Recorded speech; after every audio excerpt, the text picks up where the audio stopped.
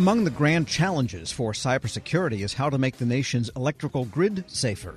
It's a big problem in a lot of ways. The grid contains nearly countless numbers of components, each of which has to be protected, and pieces of the grid are owned by thousands of companies, public utilities, local governments. Well, now a team from the Energy Department's Pacific Northwest National Laboratory has come up with a whole new idea for grid protection.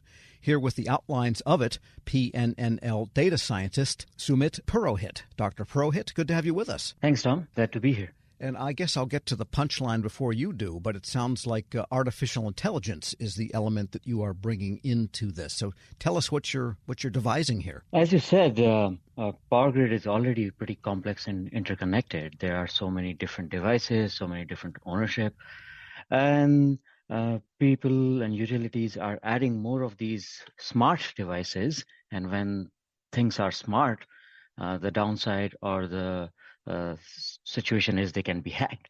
So if there are so many smart devices, then the attacker or the vulnerability can be exploited from different points, from your home's HVAC system to a power grid utility center. Things can start happening from anywhere, and that's what we call a hybrid scenario of exploitability. What we are trying to understand is, as smart devices are being added, and in future, what would be the possible what-if scenarios that we can account for and strengthen our cybersecurity organization and capabilities, and kind of get a sense of what the possible attack surface is.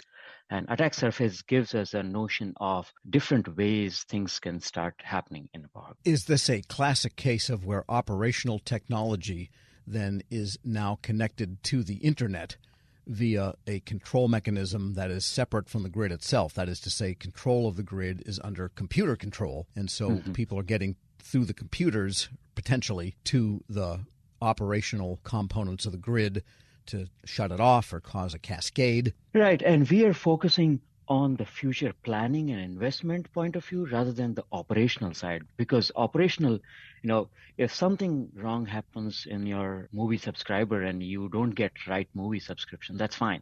But from the operational side, power grid people needs to make sure that the utility and the power is on. What we are looking at is, as we are adding more and more smart devices, what would happen 2 years down the line?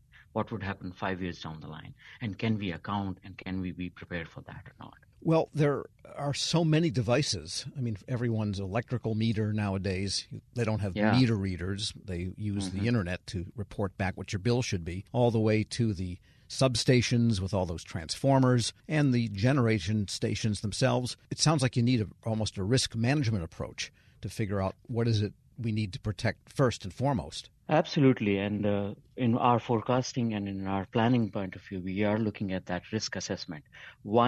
First step is, what are the risks?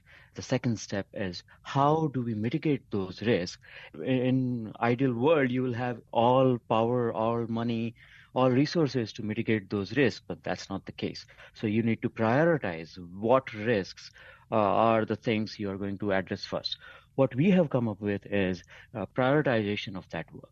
So you look at your own priorities from your organization point of view, and from the optimization approaches and AI approaches, we come up with some recommendations that here are the things you should address first. And there are still few vulnerabilities and few weak points in your organization. We'll tackle that later, but here are the first critical priorities 2 years down the line you should be ready for.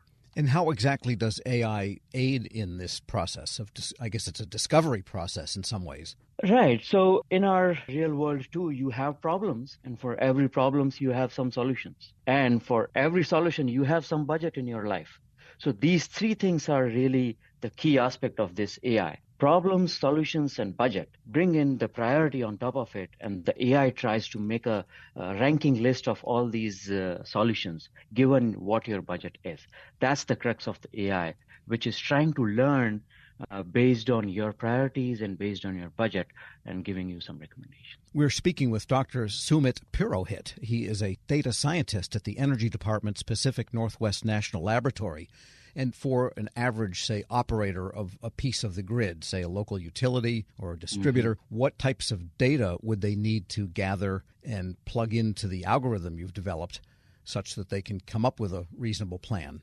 because it's all about the data that you feed in, right? That's true. We are trying to enable our utility partners for have more insight about what they can do. So they have all the data. They know what devices they have, and they also have a sense of what kind of devices they are going to add. They also have a really good understanding of how these devices will be connected. So they have that baseline setup of things that any AI system would need.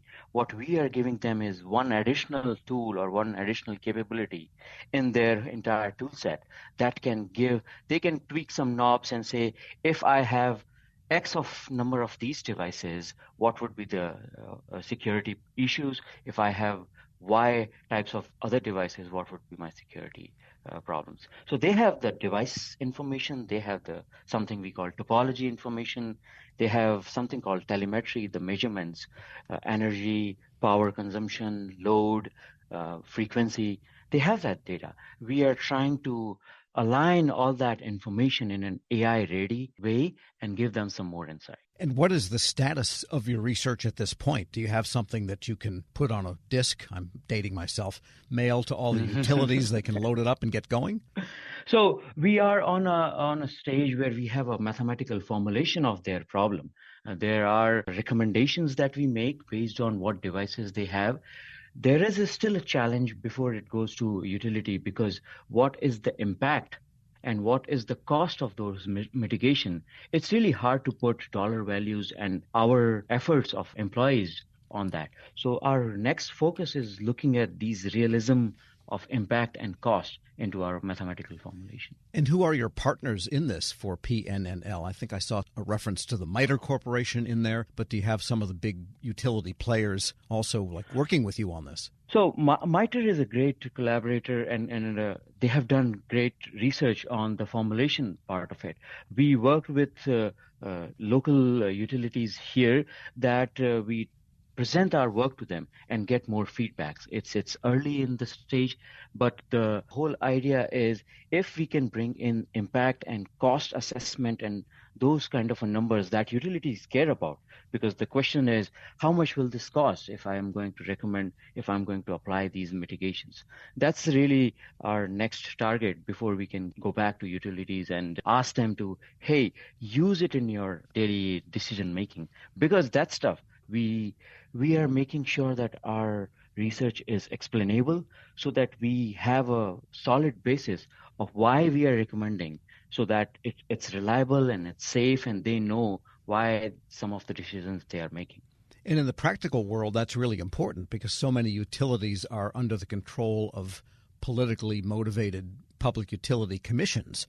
And so they're not all that free to act the way they would in a perfect world, let's say, or a world where they had more control over their investment patterns. Absolutely. And that has been a challenge of AI, great adoption of it, because sometimes it feels like a black box and you don't know why it's making those decisions. So from ground up, we are trying to have that clarity and that fairness in our algorithms and in our methods so that they have more confidence if they use the recommendations that we are providing. Do you have a plan yet for promulgating what it is you come up with and distributing it and saying, hey, look what we've got? Outreach is going to be really a focus of our next 1 or 2 years as we also refine our approach. For our outreach, we go back to academic community to get their feedback. We go back to utility, make presentations, and provide them early results and get their feedback into our AI and system, and incorporate those parameters as per in the overall software tools at the end of it. That's what we create. And in doing this work, by the way, is there any particular piece of the grid that is particularly troublesome or worrisome with respect to its cyber vulnerability? Any particular aspect or element of it? We have been focusing on distribution part of the power grid, because power grid varies quite a lot from transmission to generation and distribution. Our focus has been on the distribution side, where we have small utilities and households and communities, because that brings more heterogeneity into what we are calling smart devices. You are probably adding more smart devices at your home, even if when you don't know it. All the smart batteries, solar panel, these things are getting added to the distribution side, and that brings more challenging aspect of our research. So that's why we have been focusing more on the distribution. So it sounds like you are personally someone who is versed and